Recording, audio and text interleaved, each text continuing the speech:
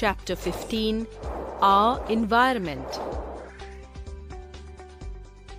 Components of the environment. Living things like animals, plants, human beings, and microorganisms, and non-living things like air, water, and soil constitute the different components of the environment. The components of the environment can be classified into two types: biotic components and abiotic components. The biotic component of the environment includes all living things. All plants, animals, and microorganisms are examples of biotic components of the environment. The abiotic component of the environment includes the non-living physical component. It constitutes all those things in the environment that are not alive and were never alive. Water, soil, light, temperature, minerals, etc. are all examples of abiotic components of the environment. The nature of abiotic factors at any given place decides the nature of biotic factors present at that place. For example, areas that receive plenty of water and sufficient sunlight will show the growth of tall evergreen trees. The living or the biotic components and the non-living or the abiotic components of the environment are dependent on each other for their sustenance and existence. The biotic and the abiotic components are linked together through various nutrient cycles. Their interaction helps in maintaining the balance of the environment. Reckless human activities disrupt the balance of the environment. Waste and its impact on the environment. Waste is any substance that has no use and is supposed to be discarded. We throw things that are not useful to us. For example, vegetable peels, plastic bags, bits of paper, etc. The waste collected from different places is thrown into garbage dumps. From there, it is taken by the municipal authorities for disposal. A huge amount of garbage is collected every day. If it is not disposed properly, heaps of garbage would be found everywhere. The disposal process may cause many problems. If the waste is burnt, it releases harmful gases. If it is disposed in water, it leads to water pollution and disturbs the aquatic life. Hence, it is necessary to process the garbage properly before its disposal. Having learnt about the waste, let us now study the different types of waste. Types of waste. Depending on its biodegradability or recyclability, solid waste can be classified into two types: biodegradable or decomposable waste and non-biodegradable or non-decomposable waste. Biodegradable waste. Substances that can be broken down into non-poisonous substances by the action of microorganisms like bacteria and earthworms are called biodegradable substances or biodegradable waste. Biodegradable or decomposable solid wastes are mostly organic in nature. Vegetable and fruit peels, paper, cotton, clothes, wood, leaves, flowers, birds, and animal fecal matter are all biodegradable wastes. Biodegradable wastes do not cause any harm to the environment. They produce manure, which is used for agricultural practices. Non-biodegradable waste. The substances that cannot be broken down into harmless substances by any biological processes are known as non-biodegradable substances or non-biodegradable wastes. This type of waste causes harm to the environment. Plastics, metal containers, broken glass pieces, bulbs, fertilizers, batteries, etc. are some non-biodegradable wastes. Electronic wastes or e-wastes are also non-biodegradable wastes.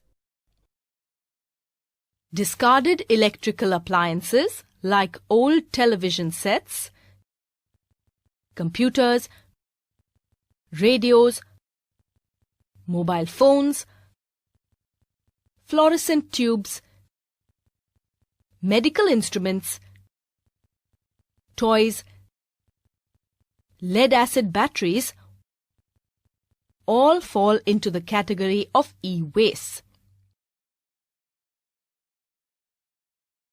E-wastes contain both harmful and valuable useful materials.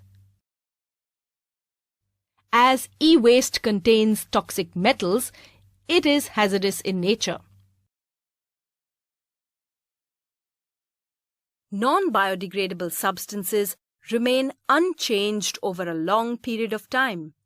Some of them remain inert and begin to accumulate in our surroundings, while others cannot be made less toxic easily and hence keep on polluting the environment. Let us take a look at the time taken for the degradation of some materials. Biodegradable wastes like vegetable peels, fruit peels, leftover foodstuff, etc. take about 1 to 2 weeks to degenerate. Paper degenerates in about 10 to 30 days, while cotton cloth takes about 2 to 5 months to degenerate. Woolen clothes degenerate in about a year. Wood requires almost 10 to 15 years to degenerate, while metals like tin and aluminium are non-biodegradable.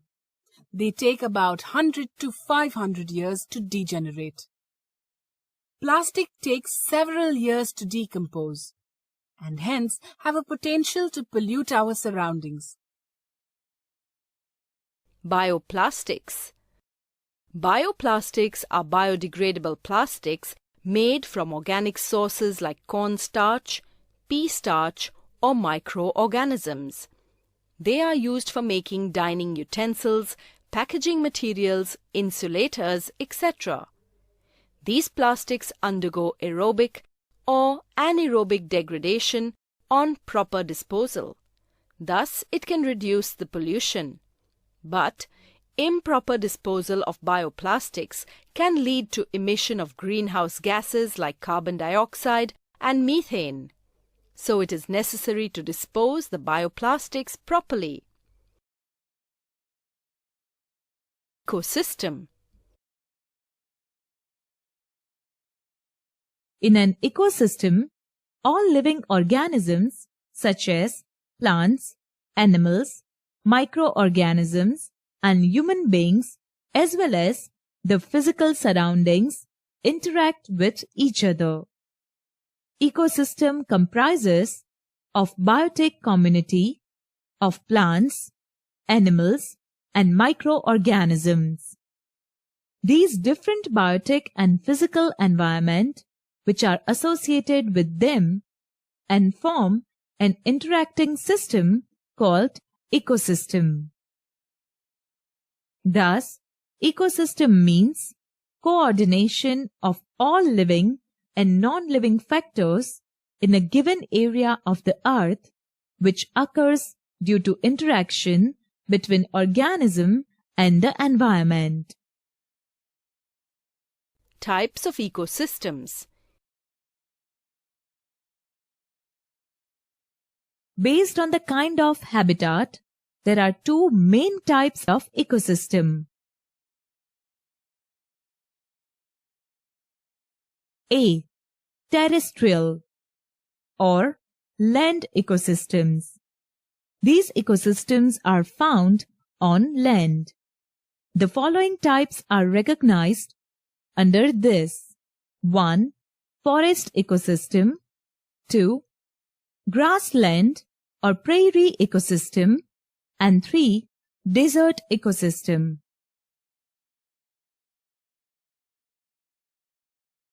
B. Aquatic or water ecosystems. These ecosystems are found in water. The types are recognized under this. 1. River, lotic or running water ecosystem. 2. Pond, lentic or standing water ecosystem. 3. Lake, lentic or standing water ecosystem. And 4. Marine or seawater ecosystem. Ecosystems are also classified as natural ecosystems and artificial ecosystems. Forests, grasslands, deserts, rivers, ponds, lakes, seas, etc. are all natural ecosystems. Crop fields, gardens, aquarium, etc. are man-made or artificial ecosystems. Though these are man-made, it is considered as ecosystems because of the interaction between different biotic and abiotic components present there. For instance, in a garden we can see different plants, insects, birds, animals, etc. which form the biotic components.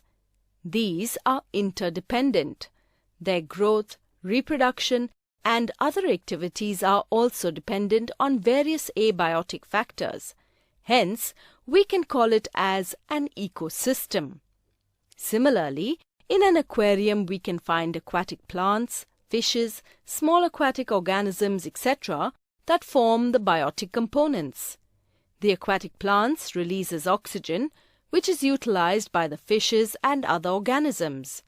The small organisms feed on algae, and the small organisms are fed upon by the fishes. The wastes released by the organisms are decomposed by bacteria present in it. The decomposed matter forms the nutrients for the aquatic plants to grow. The growth, reproduction, and other activities of the organisms are also dependent on various abiotic factors. We can find that the water in the aquarium turns turbid after some days. This is due to the accumulation of wastes. But in a natural ecosystem like pond, the wastes are decomposed off by the microorganisms and made available to the aquatic plants. Thus, it forms a self-sustaining system. Organisms in an ecosystem. Autotrophs. The organisms which prepare their own food from simple substances are called autotrophs. Most of the plants, green algae, and some bacteria are the examples of autotrophs. The green plants, algae, and some bacteria utilize carbon dioxide and water as raw materials and convert them into organic compounds like carbohydrates, mainly glucose, during photosynthesis. This process takes place in the presence of sunlight and photosynthetic pigments like chlorophyll. Oxygen is released in the atmosphere as a byproduct. In plants, the unused carbohydrates are converted to starch and they are stored as reserved food. Let us now discuss some of the characteristics of autotrophs. The autotrophs prepare their food through the process of photosynthesis. Plants are also called the producers of the world. Do you know why plants are called the producers of the world? Producers are the organisms that produce their own food in the presence of sunlight through a process called photosynthesis. They convert solar energy into chemical energy. As the production of food by trapping solar energy is done by plants, they are called producers of an ecosystem. Heterotrophs. The organisms which cannot synthesize their own food and depend upon other organisms for their food requirement are called heterotrophs. Heterotrophs are called the consumers of the world. All animals, some bacteria and fungi are classified under heterotrophs. Consumers are the organisms that depend on the producers directly or indirectly for their food requirements. Man and all other animals are examples of consumers. Consumers are further classified into herbivores or primary consumers, carnivores or secondary consumers, apex carnivores or tertiary consumers, omnivores, decomposers, and parasites. Herbivores or primary consumers. Primary consumers are the consumers that obtain their food directly by eating the producers. Herbivores are known as primary consumers. Primary consumers are also called first-level consumers. Herbivores are the animals that eat only plants or their products such as leaves, grains, fruits, grasses, etc. as their food. Grasshoppers, seed-eating birds, elephants, and fruit bats are all examples of primary consumers. Carnivores or secondary consumers. Secondary consumers are the consumers that feed directly on the primary consumers. Secondary consumers are also called second-level consumers. Carnivores are often referred to as secondary consumers. Carnivores are the animals that eat other animals as their food. Lion, tiger, wolf, hawk, snakes, and frogs are all carnivores. Apex carnivores or tertiary consumers. The final feeders that no one directly eats are called the top or the apex carnivores. Tiger, leopard, and eagle are the examples of apex carnivores. Apex carnivores are also called tertiary consumers. Omnivores. Organisms that feed on both autotrophs as well as heterotrophs are called omnivores. Animals like dogs, crows, and bears are examples of omnivores. Human beings are an excellent example of omnivores. They consume vegetables, which are of plant origin, and also meat and fish, which are of animal origin. Decomposers or saprophytes. The organisms which obtain their food from decaying organic matter of dead plants, animals, etc. are called saprophytes or saprotrophs. Saprophytic organisms feed on the dead and decaying matter. Hence, they may act as decomposers in nature. Saprophytes are often referred to as decomposers. Plants like monotropa, fungi such as yeast, molds, mucor, and mushrooms, bacteria like Bacillus subtilis, and insects are all examples of saprotrophs. Parasites. Parasites are the organisms that cannot live independently. They live inside or on the body surface of another organism called the host and obtain their food or nourishment from the host. Worms that live in the guts of animals and fleas that live on the skin of animals, like the dogs, are all examples of parasites. Food chain. The sequential process of eating and being eaten is called as a food chain. Food chain is a linkage of organisms within an ecosystem in which each link feeds on the link present before it and is fed upon by the link present after it. Only the first link in a food chain is producer. The rest of the links are all consumers, be it primary, secondary, or tertiary consumers.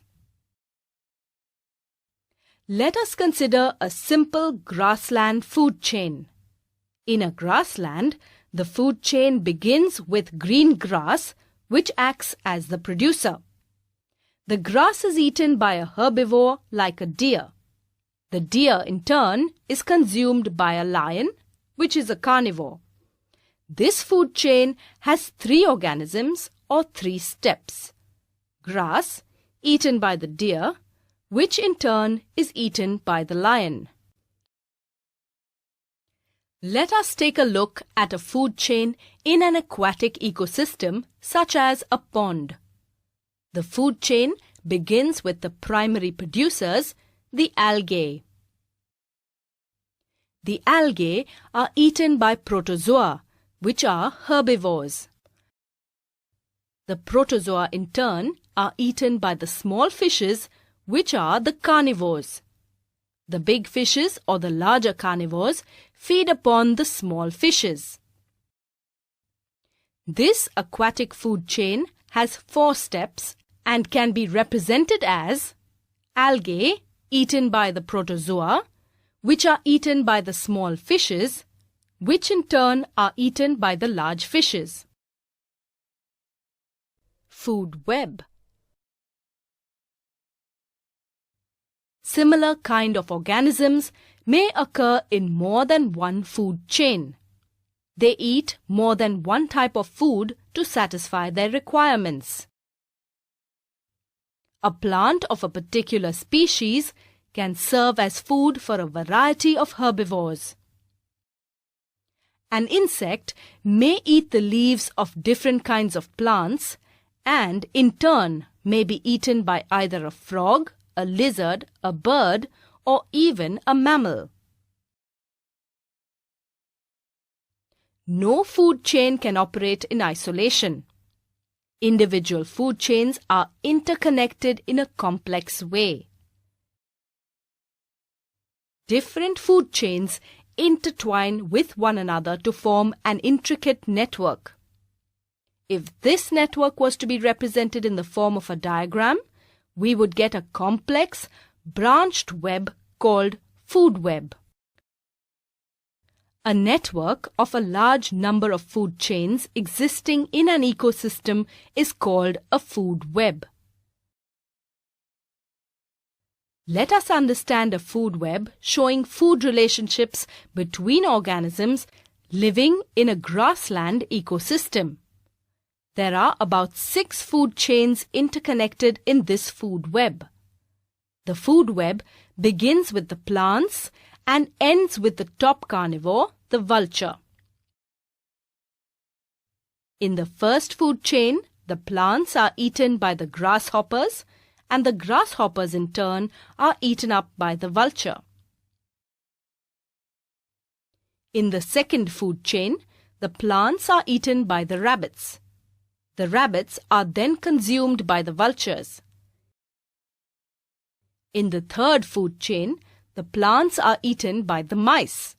The mice are then eaten by the vultures. In the fourth food chain, The plants are eaten by the mice are eaten by snakes, and the snakes in turn are eaten by the vultures. In the fifth food chain, the plants are eaten by the grasshoppers, and the grasshoppers in turn are eaten by the frog. The frog is eaten by the snake, and the snake is consumed by the vulture. Finally, in the sixth food chain, the plants are eaten by the small birds, which in turn are eaten up by the vultures. Trophic level. Each step or level of the food chain at which the transfer of food occurs is called a trophic level. Trophic levels can also be described as a particular position that an organism occupies in a food chain. All food chains begin with the green plants or the producers. So, the plants or the producers constitute the first trophic level. The herbivores or the primary consumers that feed upon plants constitute the second trophic level. The herbivores are next fed upon by the carnivores or the secondary consumers. They constitute the third trophic level. Finally, the large carnivores, also called the top carnivores or the tertiary consumers, form the fourth trophic level. The trophic levels can thus be represented as a trophic level 1, the producers, trophic level 2, the primary consumers, trophic level 3, the secondary consumers, and trophic level 4, the tertiary consumers. A given living organism may not necessarily occupy the same trophic level at all times. Consider a food chain comprising of grass, rabbit, and a snake. In this food chain, the snake feeds on rabbit and is present at the third trophic level. Now, consider a relatively long food chain comprising of grass, grasshopper, frog, and snake. In this food chain, however, the snake feeds on frog and occupies the fourth trophic level. We can thus see that a given organism may occupy a different trophic level in different food chains. Energy flow in an ecosystem. In a food chain, along with food, transfer of energy also takes place from one trophic level to the other. The flow of energy that takes place along a food chain is called energy flow. All the energy used by living organisms is obtained from the sun. The solar energy enters the living components through the autotrophs or the green plants, where it gets converted into chemical energy. However, only 1% of the total energy is actually captured by the green plants. The food energy produced by the plants is partially utilized by them for their growth and development. A major part of it is lost as heat energy. The plants are then eaten up by the primary consumers, the herbivores, and the energy stored in the plants is transferred to these organisms. A part of the energy is used by the herbivores for activities like digestion, growth, and reproduction. Again, most of the energy is lost to the environment in the form of heat. When the herbivores are consumed by the carnivores, a part of the energy is used up by the carnivores for their metabolic activities and growth, while most of it is released as heat energy. There is therefore a gradual decline in the amount of energy as one moves up to each higher trophic level. This is because at each level, energy is lost in the form of heat. The loss of energy in the food chains is explained by a law which states that only 10% of the energy entering a particular trophic level of organisms is available for transfer to the next higher trophic level. If we diagrammatically represent the total energy trapped from sunlight by the producers and the amount of energy that gets passed on to each trophic level, a pyramidal figure will be obtained. This figure is called an energy pyramid or pyramid of energy. The energy pyramid shows a glance of how energy travels up a food chain. Most decomposers, for example bacteria and fungi, live on dead and decaying plant and animal bodies. In the process of feeding, they use the energy left in the dead matter to carry out their life activities. They break down the complex organic compounds present in the dead organisms into simpler substances that easily mix with air, water, or soil. The simpler substances are then consumed by the plants and finally reach the beginning of the food chain. Decomposers are known as the crucial biotic factors of an ecosystem. Do you know why? Well, if decomposers were not present in an ecosystem, the nutrients which had entered the ecosystem would remain trapped forever in the food chains. A lesser quantity of nutrients would circulate in the ecosystem. The waste matter would get piled up without decomposition. Due to their major role in decomposition of matter, decomposers are known as crucial biotic factors of an ecosystem. It is said that the flow of energy in an ecosystem is unidirectional. Do you know how? Let us proceed to study this. Sun is the ultimate source of energy for all life forms. The solar energy that is converted by the autotrophs into food energy cannot be reconverted into solar energy, and the energy that passes from the herbivores to the carnivores can never go back to the herbivores. The energy lost as heat cannot be returned to the plants and reused during photosynthesis. That is why the flow of energy through a food chain is always unidirectional. Biological magnification. Man has been using several harmful, toxic, and non-biodegradable chemicals, like pesticides, in agriculture to protect crops from pests and diseases. Through agriculture, these chemicals are either released into the soil, from there they enter into water table, or they are washed off by runoff water into water bodies like lakes, rivers, etc. The chemicals from the soil or water are absorbed by the plants along with water and minerals. From plants, these chemicals enter into the bodies of herbivores and carnivores. The chemicals are taken up by the aquatic plants and animals from the water bodies. In this way, they enter into the food chain. Do you know what happens when harmful chemicals enter the food chain?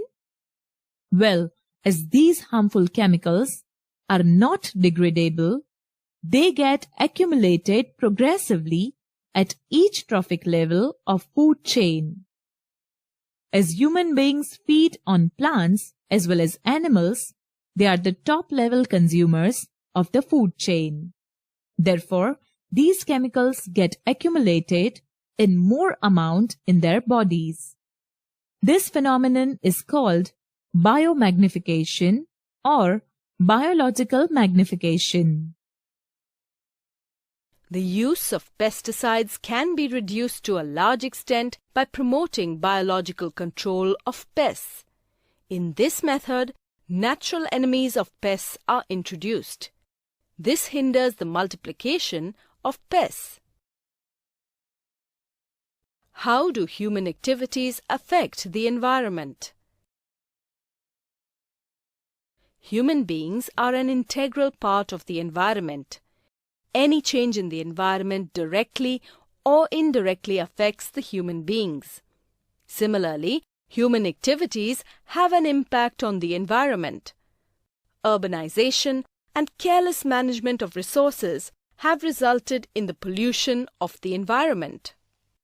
Let us look into two major environmental problems: ozone depletion and waste disposal. Ozone layer and its depletion.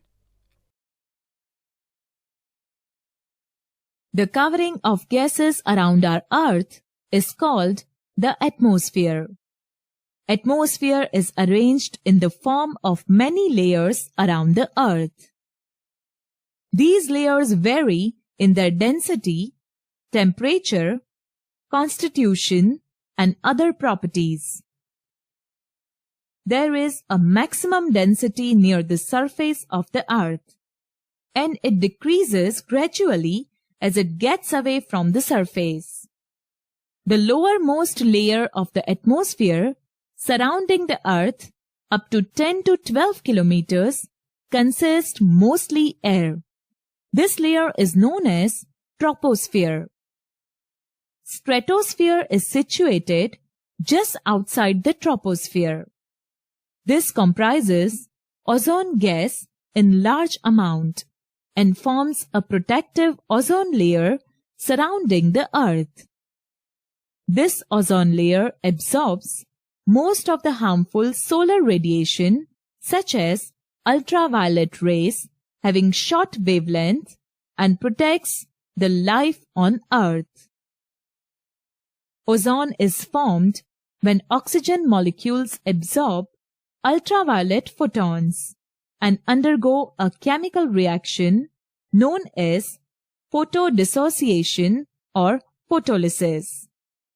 During this chemical reaction, oxygen molecule absorbs ultraviolet photon and breaks down into two oxygen atoms. The free oxygen atom then combines with an oxygen molecule and forms a molecule of ozone. The ozone molecules in turn absorb ultraviolet rays between 200 to 310 nanometer wavelength and thereby prevent these harmful radiations from entering the Earth's atmosphere.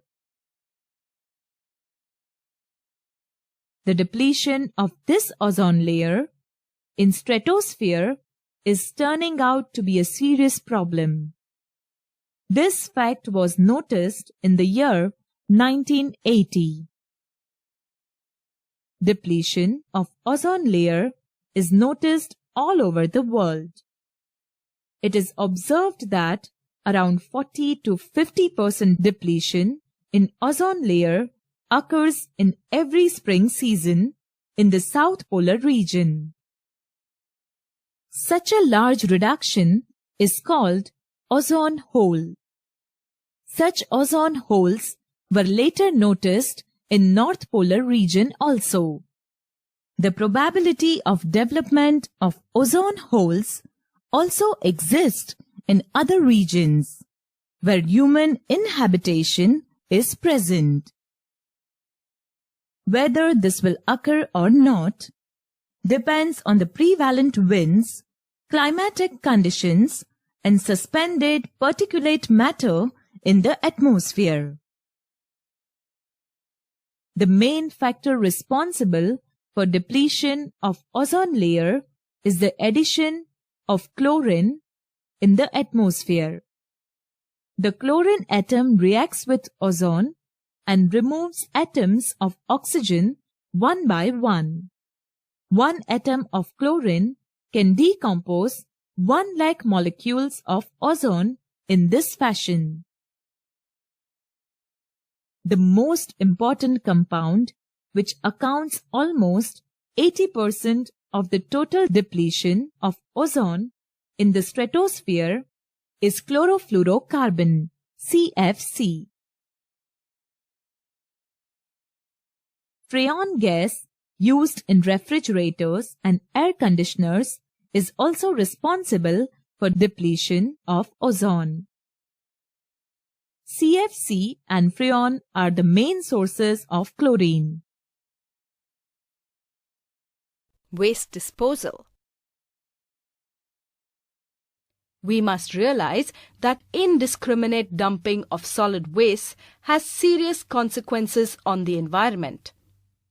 Hence, it is important to manage solid waste without causing any harm to the surrounding environment. Let us study some of the common methods of solid waste management. A huge amount of waste is generated from industries and homes. Hence, proper management of waste is very essential. On a large scale, various measures are taken to manage both biodegradable and non-biodegradable wastes. Biodegradable waste can be easily decomposed. The decomposed biodegradable matter produces nutrient-rich substance called manure. Paper can be used, recycled, and reused. Composting, vermicomposting, biogas production, and recycling of paper are different methods of disposal of biodegradable waste. Proper methods should be used to dispose non-biodegradable waste. Metal, glass, and plastic waste can be recycled. Techniques like landfilling and incineration are practiced to dispose non-biodegradable waste. These methods prevent pollution. Plastic waste can be recycled by melting them at high temperature. The melted plastic gets converted into pellets. These pellets in turn are used to manufacture new plastic products. Another way to reduce the plastic waste is to replace it with biodegradable materials. One instance is the use of kullad, or clay cups, for providing tea and coffee at tea stalls of Indian railways. Kullad is an eco-efficient and a biodegradable product. Use of kullad minimizes the use of plastic cups, which are non-biodegradable and hence pollute the environment. One drawback is its manufacture on a large scale may deplete the topsoil. Hence, paper cup is a better alternative. Metals and glass wastes can be separated from the household garbage and sold to junk dealers. The dealer sends the collected scrap to their respective industries. For example, metal wastes are sent to the metal industries for processing. Similarly, useless or broken glass objects are sent to glass smelting industries where they are broken into fine glass powder. Glass waste can also be heated and melted. The melted liquid glass can be poured into molds to make new items. The non-useful part of garbage that cannot be turned into compost or recycled and reused is disposed in a landfill. Landfill is a low-lying area of ground where garbage is dumped. Only solid wastes are dumped inside the landfill. Waste is collected in a landfill and then it is covered with earth. It is then either converted into parks or a playground. Hazardous biomedical wastes such as discarded medicines, toxic drugs, human anatomical waste, blood, pus, microbiological and biotechnological wastes, etc., are usually disposed of by incineration. Liquid wastes like sewage are treated in sewage treatment plants.